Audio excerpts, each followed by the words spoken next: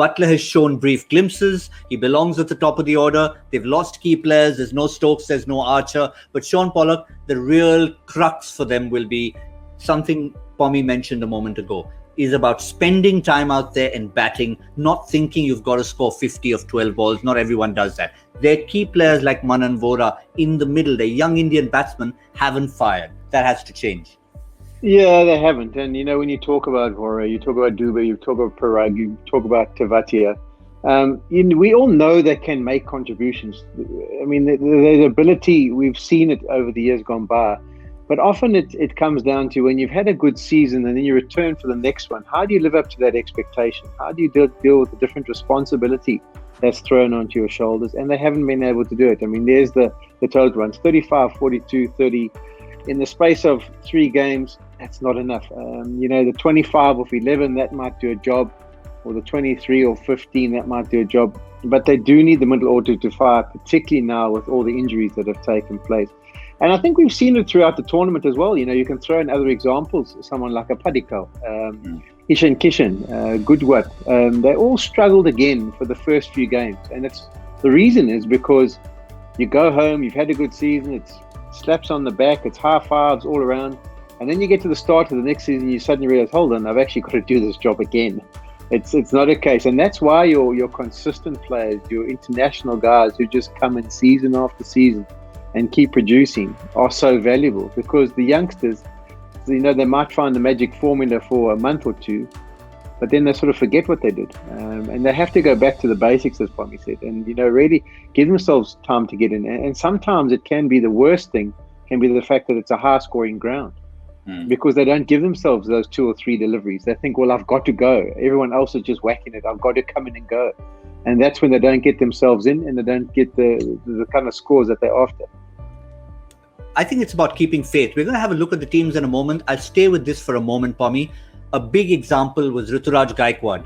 A lot of youngsters not doing well. And for all of them, I think if we agree, Gaikwad was the worst. He looked the worst out of form. Game 1, he couldn't get the ball off the square. They kept faith with him. They said, you're our man at the top of the order. Look what he delivered. Yeah, so yesterday when we were talking with Joy and Gaurav, I was saying that he's a curious one for me. I mean, you remember, go back to last season where he had COVID and so was locked up for ages whilst everybody else got out of the hotel and got into the tournament. And when he finally did get to play, he looked so out of sorts. I think he got a couple of ducks in a row or something like that, and he just looked like everyone's sort of going, hold on, this is the guy they've been talking about, saying he's going to be okay for us and is a young player and is quite good. And it was you kind of thought, no, they've made a mistake. When he got runs, absolute chalk and cheese. It's unbelievable. And I don't think I've seen anyone who looks so out of sorts when they're trying to get themselves started and then looks just so good when they're going. With many guys, you can still see that, yeah, he's okay. He's just trying to get himself going and it looks like he's organized. It looks like everything's okay. But with Gaikwad, it's wow.